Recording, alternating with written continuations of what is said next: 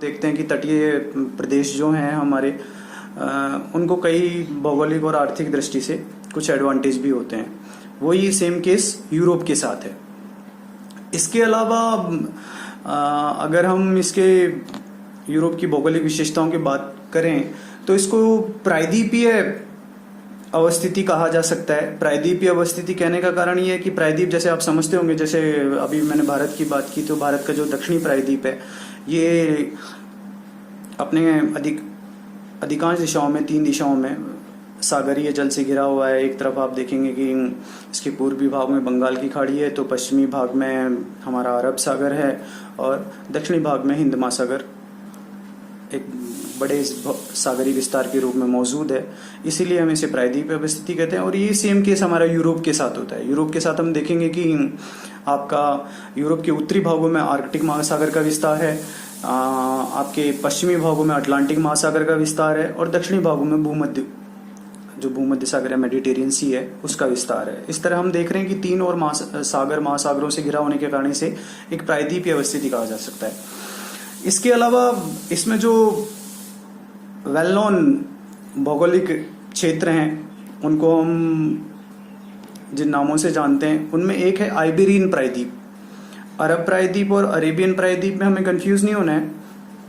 Iberian प्रायद्वीप Europe में अवस्थित है। आपको जैसा कि पता है कि जो पुर्तगाल, स्पेन और कुछ सीमित तौर पर स्पेन से आगे का भाग इस आइबेरियन प्रायद्वीप में कवर होता है। आप से पिछली क्लास में मेरे मानचित्रों के बारे में डिस्कशन हुआ। आपने मानचित्रों को यूरोप के, खासतौर पर यूरोप के मानचित्र को अगर गौर से देखा हो तो आप इस एरिया को समझ पा रहे होंगे। तो मैंने एक हिस्सा बताया आपको आइबेरियन प्रायद्वीप का। हो सकता है ये आपके मैपिंग में आ जाए, हो सकता है ये आपके ऑब्जेक्टिव क्वेश्चन में आ जाए, तो इसे हमें ध्यान रखना है। आइबेरियन प्रायद्वीप, और आइबेरियन प्रायद्वीप का विस्तार है हमारे पुर्तगाल, स्पेन और स्पेन का जो आगे का भाग है अन्य देशों का, ये उसको आइबेरियन प्रायद्वीप कवर करता है। इसके अलावा आइबेरियन प्रायद्वीप के अलावा पिछली क्लास में स्कैंडिनेवियन प्रदेशों का मैंने आपसे जिक्र किया था।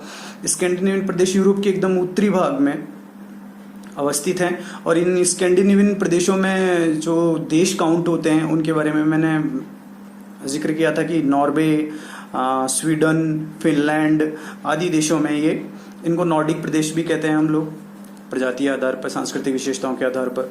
ठीक है, ये नॉर्डिक प्रदेश ही स्कैंडिनेवियन प्रदेश कहलाते हैं।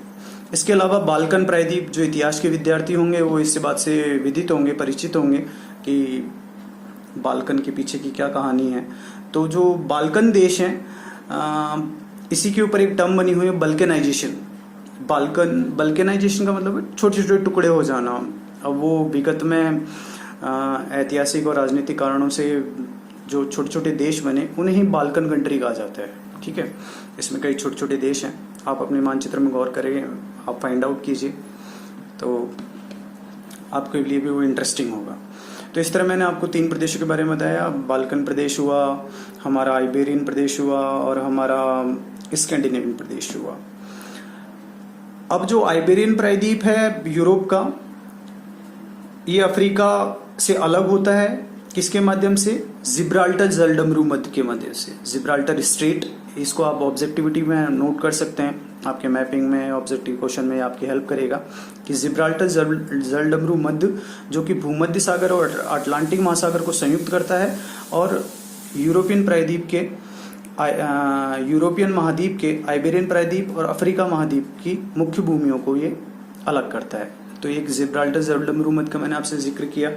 इसके अलावा यूराल की पर्वतमाला के बारे में आप लोगों ने मैपिंग में देखा होगा कि यूराल की पर्वतमाला उत्तर से दक्षिण की ओर अपना विस्तार रखती है और रूस में इसका अवस्थिति है। और ये मतलब आपका यूरोप को, जो आपका एशिया का जो भाग प्रारंभ होता है उसे अलग करने में एक भौगोलिक विभाजक का काम करती है। इसके अलावा जैसे यूरोप प्रायद्वीप से हम नीचे जाते हैं कैस्पियन सागर आता है। कैस्पियन सागर भी एक विभाजक का काम करता है, भौगोलिक विभाजक का काम करता है। और कैस्पियन सागर जैसा आपको पता है कि एक भूआबद्ध जलीय विस्तार है।